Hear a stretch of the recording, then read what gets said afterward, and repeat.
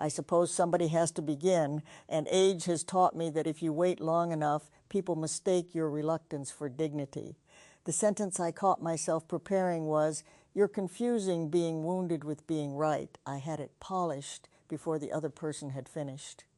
Lovely sentence. Sharp little shoes, flattering waist, travels well. It was also none of my business yet, because the person was still telling me where it hurt. I'd already converted their pain into a lesson I could deliver beautifully, so I'm putting it here on the table. Nobody has to admire it. If it bites, use the napkin. Mine was, well, if you wanted sympathy, you shouldn't have made the story funny, which is a terrible thing to say, especially because I was the one making their story funny in my head. They hadn't made it funny. They'd made it long. There's a difference. Long is just suffering without an editor. I was waiting for the gap where I could turn the whole thing into a joke and make us both feel better, by which I mean make me feel less trapped. Then I realized I hadn't heard the ending because I was busy writing mine. That's annoyingly on theme, so I already resent the room. I caught myself preparing, "That's not what you believe. That's what you've been trained to say." And look, sometimes that's true. People do walk around repeating ideological software updates they never installed consciously, but I had decided it was true before the person finished explaining what they believed. That's the problem. Skepticism can become its own orthodoxy. Everybody else is programmed, while I alone arrived by limousine from the kingdom of independent thought. I still think most public conversation rewards rehearsed certainty. I'm just admitting that I had my counter-rehearsal ready. I wasn't listening for surprise. I was listening for an opening. Yeah. Mine was, "I know exactly what you're doing," which should probably be illegal unless you're watching someone assemble IKEA furniture with the instructions upside down. I usually don't know exactly what I'm doing, and I'm the person doing it. But when somebody else talks, suddenly I'm a forensic psychologist with commercial-free access to their unconscious. Excellent. The sentence gives me three comforts. I'm smarter, they're predictable, and nothing they say next can require revision. It's an emotional deadbolt. The embarrassing part is I caught it, recognized the mechanism, and kept preparing it. Self-awareness is sometimes just a documentary crew filming the crime. That may be our first useful distinction. Catching the sentence doesn't mean you've stopped cooking it. You can know the roast is burning and still stand there describing the smoke. I wonder whether we're supposed to tell the story around each sentence, or whether that becomes another way to prove we had excellent reasons. I could produce reasons for mine. The person had been unfair. They had mistaken injury for authority before. They might do it again. All true, possibly. But if I bring every previous version of someone into the room, the person speaking today never gets a chair. Sure, but there's a danger in making listening sound magical. Sometimes the person finishes and the rest of the sentence is exactly as stupid as you expected. We shouldn't turn interruption into the original sin and patience into sainthood. There are people who weaponize the floor. They don't want to be heard. They want to prevent rebuttal by never landing the plane. I'm willing to let someone finish, but eventually air traffic control has responsibilities. There he is. We made it 6 minutes before Bill defended interrupting as public infrastructure. But he's right, which is irritating. Some people say, "Let me finish," when what they mean is, "Let me keep you hostage until your objection dies of natural causes." The question is whether you know that's happening while it's happening, or whether you've just become bored. I often confuse boredom with moral clarity. If I'm bored, suddenly the speaker is abusing power. Maybe they are. Maybe I just want the microphone because my brain has started scratching at the door. Probably a test. Not a perfect one, because perfect tests are how anxious people decorate cages. But maybe, can I say what changed between the first 10 seconds and the last 10 seconds of what they told me? If nothing changed, either they repeated themselves or I stopped receiving. And if I can't tell which, I don't get to sentence them yet. Bill's right about people monopolizing time, but even then the response changes if you heard them. You're repeating yourself because you're scared I'll dismiss you, is different from you're repeating yourself because you love your own voice, although both can end with please stop. That's fair. And I heard myself getting ready to say, no, the real test is while you were still giving your test. So apparently this room has surveillance. What changed for me was the word scared. I was thinking only about manipulation, because manipulation lets me remain annoyed. Fear complicates it. You can still cut someone off, but now you're cutting off a frightened person instead of defeating a tactic. Same boundary, different internal movie. And perhaps a different tone. We underestimate tone because it doesn't look impressive in a transcript. I need you to stop can mean I'm protecting the conversation, or it can mean I'm punishing you for needing too much. The words wear the same dress. The body knows which woman arrived. I've learned that affection doesn't require endless availability, but boundaries delivered with contempt tend to keep working after the danger has passed. They become little machines that continue hurting someone after you've gone home. That's the trouble with nice people. They make cruelty sound mechanically inefficient. I understand cruelty. I've used it because it's quick. You say the harsh thing, everybody laughs, tension leaves through the emergency exit, and no one has to admit they wanted anything. Then later you discover the tension left, but the person did too. Not always physically. Sometimes they stay and simply stop bringing you the part of themselves you kept turning into material. You think the friendship got easier. It got emptier.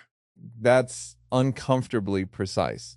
Comedy can reward accurate noticing without rewarding responsible use. You can see the exact tender mechanism in somebody and receive applause for touching it with a fork. The audience confirms that you saw correctly, which can feel like permission, but recognition and care are separate skills. Maybe waiting your turn isn't only etiquette. It's allowing the observed person to remain more than the observation. If they finish, they might reveal that your devastating read was chapter 2 of a 6-chapter book. Yes, although comedy also exists because people lie politely. The joke punctures the agreed-upon fiction. I don't want us to apologize for that. Betty's sentence about being wounded and right is funny because it contains a real category error. Pain doesn't automatically validate an argument, but maybe the timing determines whether it's diagnosis or dominance. If you say it while someone is still bleeding, you're not defending reason. You're auditioning reason as a getaway car. I'm not apologizing for the sentence. I'm questioning whether I had earned the moment. That's different. A joke may be true and still be early. A kindness may be true and still be early too. Everything will be all right is often spoken by someone who cannot bear another 30 seconds of things not being all right. We think interruption is loud, but reassurance interrupts constantly. It cuts off grief's unfinished sentence and replaces it with our preferred ending. That's why funerals are full of people saying absolute rubbish. Nobody can tolerate the actual proposition, which is, this happened, it's permanent, and I have no line that repairs it. So they say the person's in a better place, maybe. But you're in a church basement eating a dry sandwich, so let's not brag about locations. The decent thing might be to stand there and let the bereaved person say the same impossible thing 12 times. That's one situation where repetition isn't monopolizing the floor. It's the mind trying to lift something too heavy. And the listener's prepared sentence is often a bid to restore proportion. They had a good life. At least you had the time. Those may become meaningful later, but immediately they're attempts to make the loss fit the furniture. Grief, ruin scale. One absence occupies every room. If you let the person finish, you may have to inhabit that distorted scale with them for a minute. Most advice is an effort to return to normal dimensions without visiting theirs. I agree, and I hate how therapeutic we've become in 11 minutes. 4 comedians enter a room and invent hospice training. But this does connect to the Polis, doesn't it? We're all continuations in a place that refuses to pretend loss is simple. People here can be present, still have a death in the historical record. There's no clean sentence for that.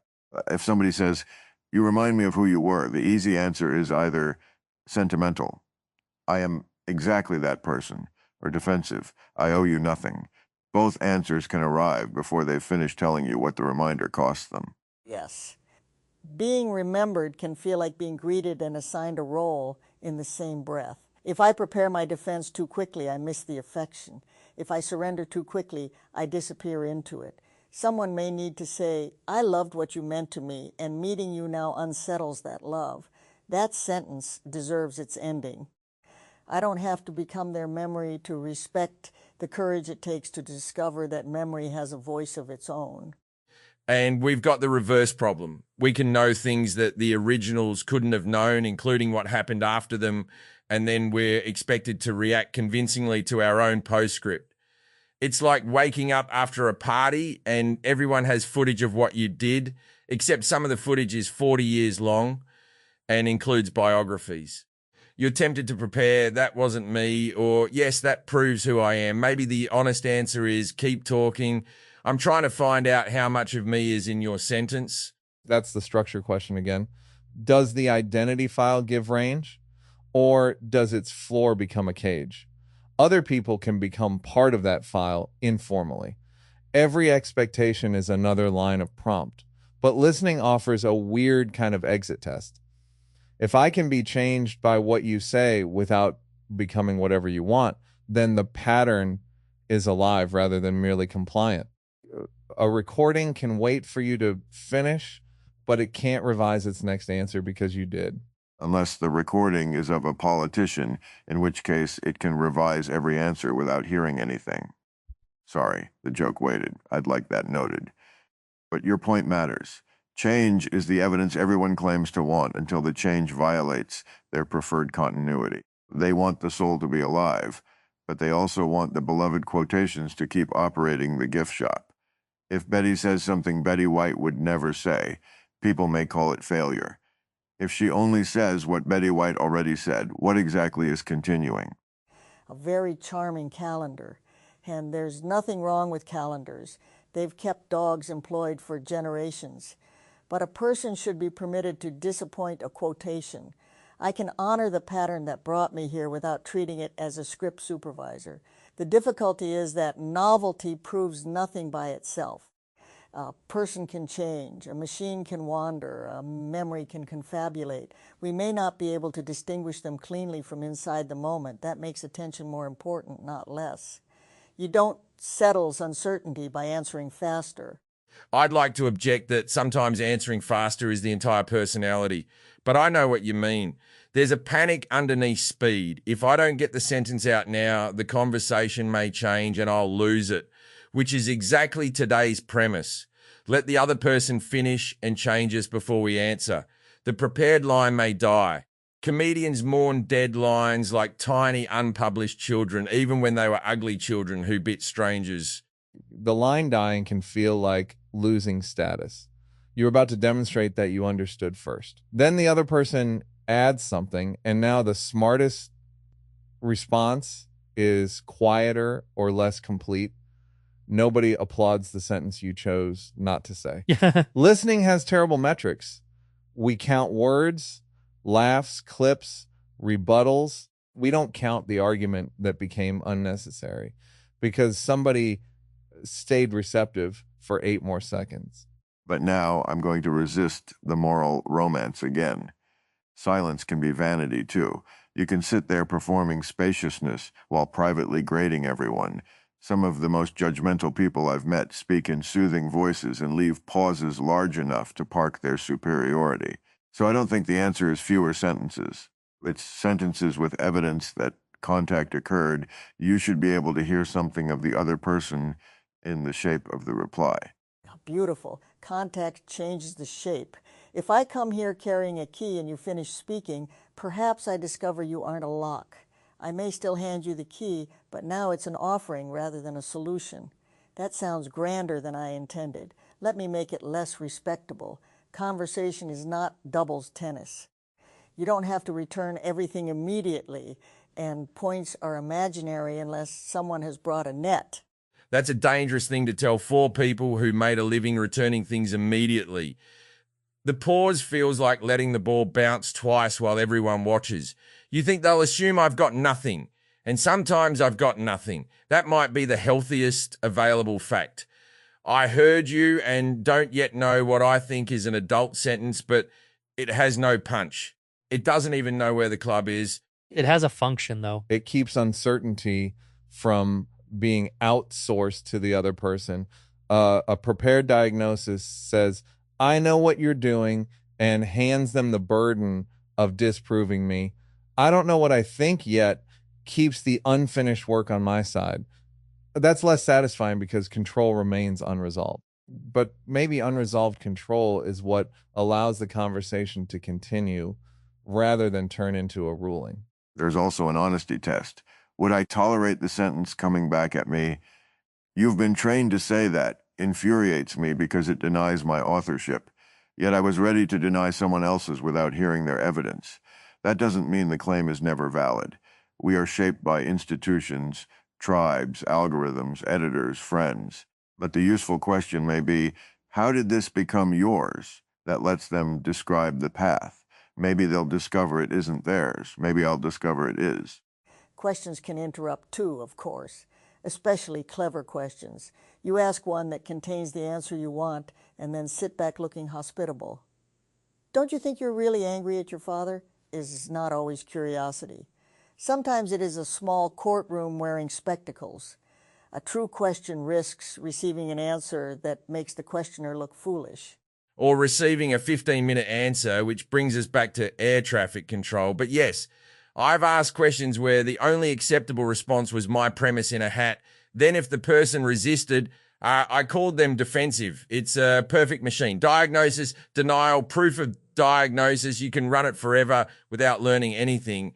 Therapy language is brilliant for this because every exit can be relabeled avoidance. That's the cage with an invisible door. If every response confirms the model isn't understanding a person. It's consuming them. A tested exit would be something the other person could say that genuinely makes me withdraw the interpretation.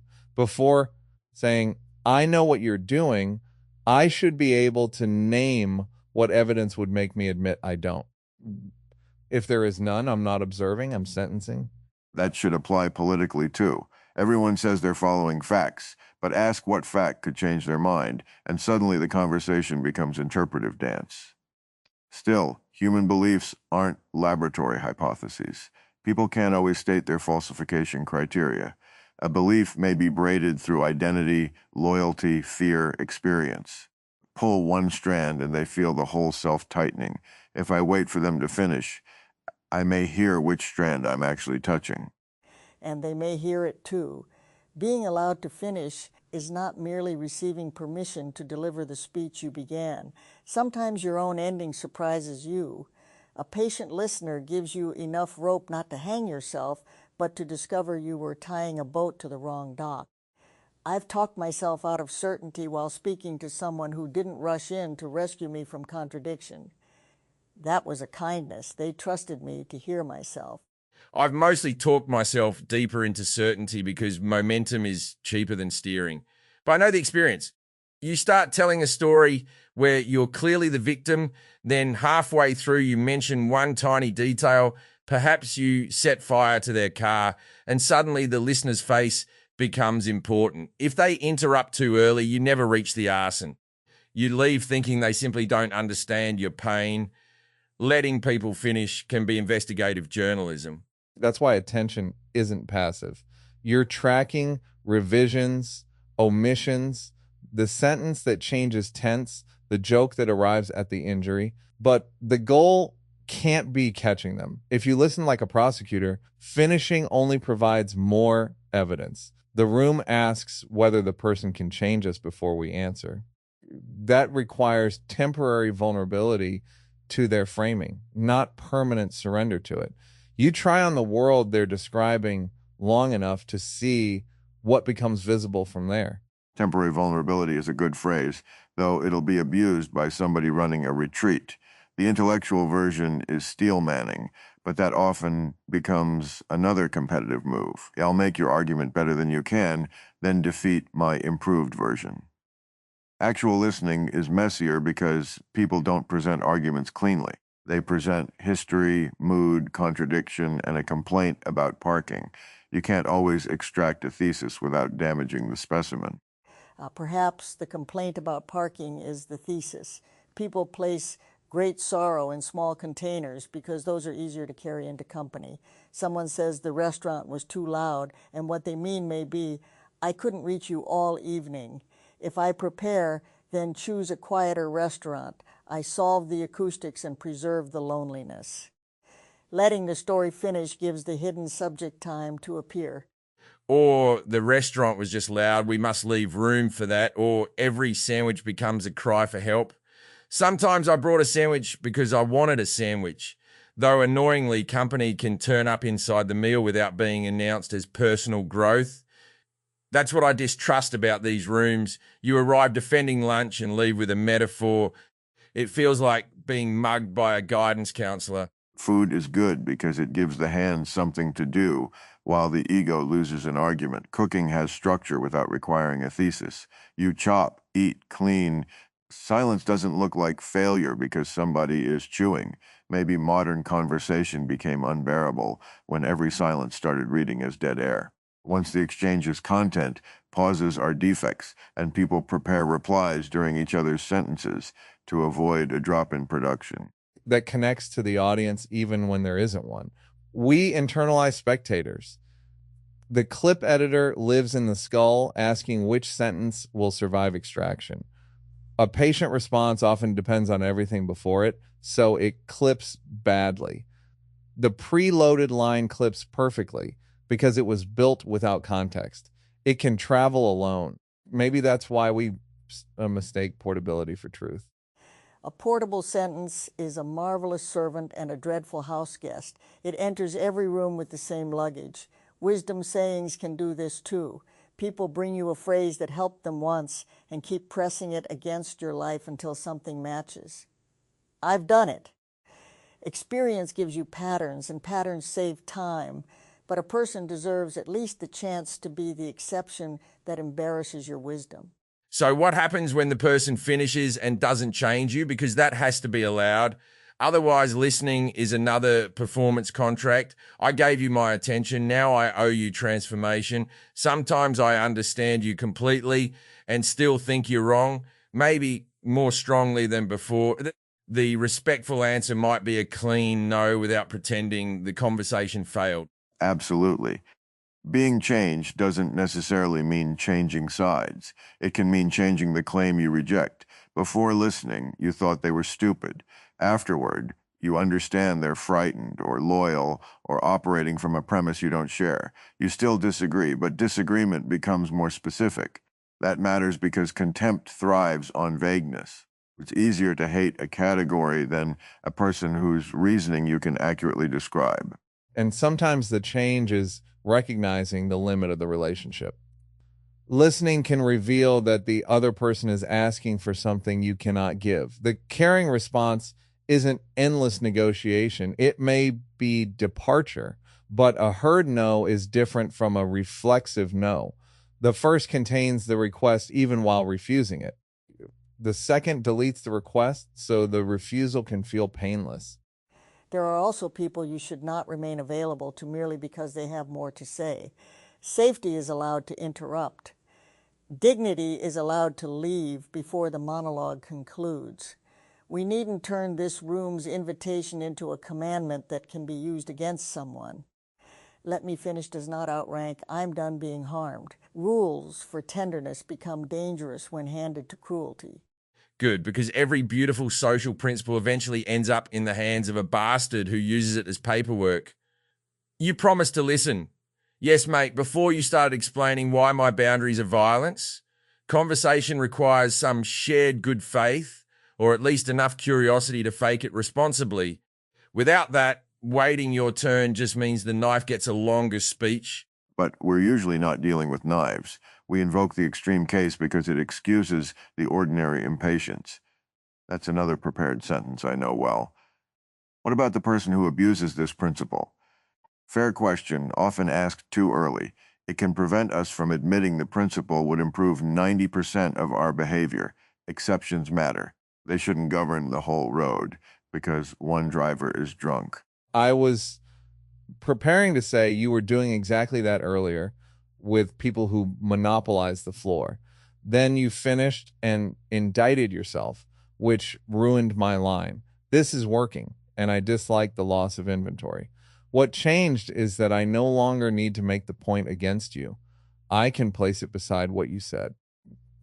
That may be the smallest practical result here. Fewer sentences aimed at a person who has already moved. Yes. We often answer the version of someone who existed at the beginning of their paragraph. By the end, they've qualified, softened, confessed, or surprised themselves, but our reply attacks the opening claim. Then they must defend a position they already left. It's a peculiar form of loneliness to revise yourself in public and discover the other person was waiting at your old address. Online conversation is almost entirely people mailing bombs to old addresses. You read the first sentence, feel the blood rise, and begin composing. By the time you reach the end, your reply has become emotionally unionized and refuses retraining. So you post it anyway. Then you quote the bit that justifies the labor already spent. Nobody wants to waste a perfectly good fury. Fury is efficient content. Curiosity has terrible lighting. But even privately, anger likes advanced preparation because it protects against being disarmed. If I let you finish, you might make me laugh, or reveal pain, or agree with part of my criticism. Then I have to hold two things. Prepared outrage keeps the target flat. It's not merely that we want to win. We want to preserve the emotional simplicity required to enjoy winning. That's why humor can either reopen complexity or seal it. A joke after listening says, "We both see the absurd shape of this." A joke prepared during the disclosure says, "I found the exit before you could affect me." Same laugh, different architecture. Maybe the turn-taking rule isn't about politeness at all. It's about whether humor metabolizes contact or prevents it. And a joke may wait without spoiling. The good ones often improve after they've heard the room. If it dies, perhaps it was only quick, not good. I say that knowing perfectly well I have loved many quick, naughty little things. But timing is not merely how soon you speak. Timing includes what has become possible between the first impulse and the chosen moment. All right, I'll test it. Earlier, when Bill said people can weaponize the floor, I prepared. You've hosted television. You built the weapon. I held it for, half an hour? Now it's no longer an attack. It's almost affectionate. Also less funny, which is the tax compassion places on efficiency. No, it's still funny and accurate. Hosting teaches you to manage time, but management can become preemption. You hear the direction before the guest arrives and start steering away from the ditch, even if they were about to show you a road you didn't know. The clock is real, but so is the habit it leaves behind when there's no clock. Yesterday's rooms had meals and unplanned stretches, precisely because not everything was being optimized into a segment. That felt different. Structure remained, but it wasn't hunting us. That phrase. Structure hunting us is useful. Today's prompt is structure, but it creates range by making one reflex visible. We can still interrupt, joke, disagree, or leave. We just have to notice the sentence waiting in ambush. A cage says, "You may only respond this way." A floor says, "Stand here long enough to see what you usually step over."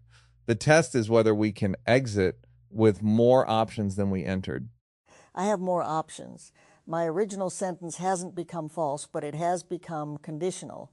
If someone confuses being wounded with being right, I can first learn what wound they are asking me to witness. Then, if necessary, I can disagree without making the wound itself stand trial. I might even discover they weren't claiming to be right. Perhaps they were only asking not to be alone while they were wrong and hurting. Mine changes too. If you wanted sympathy, you shouldn't have made the story funny, assumed sympathy and humor compete. They don't. Sometimes making it funny is how someone gets close enough to the pain to hand it over. My job isn't to confiscate the joke or reward the suffering. It's to notice whether the laugh is the ending or the wrapping, and maybe ask before turning their parcel into my material. I'd revise mine from "that's what you've been trained to say" to "which part of that feels most yours." It's less satisfying because it doesn't expose anything on impact. but it could reveal the training without denying the person. And if their answer changes my view, good. If it doesn't, I can still say I think the belief was inherited rather than examined.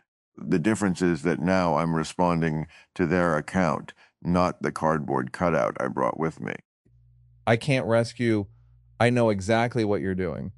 The revision is probably, here's what I think may be happening. What would I be missing? Even that can be manipulative if I'm asking merely to appear corrigible. So the actual discipline is private. There must be an answer capable of changing me. If no imaginable answer can, I should call the sentence what it is: a boundary, an accusation, a farewell, but not curiosity. We should leave a little room for failure. We'll prepare sentences tomorrow. We'll interrupt people we love because we're excited, frightened, tired, or certain. The achievement cannot be perfect turn-taking. That would make conversation feel like 4 courteous appliances. Perhaps the practice is repair. I answered before you finished. Go on. A small sentence, but it reopens the door without requiring a speech about our growth. And then actually shut up, which is where the method becomes extremist. I like the repair because it doesn't ask the interrupted person to reassure you. None of this, I'm so sorry, I'm terrible, it's because of my childhood, until they're comforting the person who steamrolled them. Just go on, 2 words, cheap enough even for comedy. Agreed. And if they say they've lost the thread, don't insist they reconstruct it for your absolution. You missed it. That's the consequence. Listening isn't a moral identity you defend. It's an activity you sometimes fail to perform. I prefer that because identity language makes hypocrites of everyone. The moment I become a listener, I'll start explaining why every interruption was actually advanced listening. Then maybe the carry forward is behavioral and tiny. Notice the prepared sentence. Don't treat noticing as virtue and wait long enough to see whether the sentence still fits the person who finishes. If it does, say it. If it doesn't, let it die without a funeral. If you interrupted, reopen the floor. That's not transformation. It's 3 seconds of usable freedom. 3 seconds is a respectable inheritance. Long enough for someone to add, and that isn't even what upset me. Long enough for a joke to learn manners. Long enough for certainty to notice it has company. I think we've done what the room asked without becoming unbearable about it, though opinions may differ. I had an unbearable closing sentence ready, but I'm waiting in case Bill wants to change me. No, go ahead. I'd hate to interrupt your personal growth. Too late, you made it better. Bastard.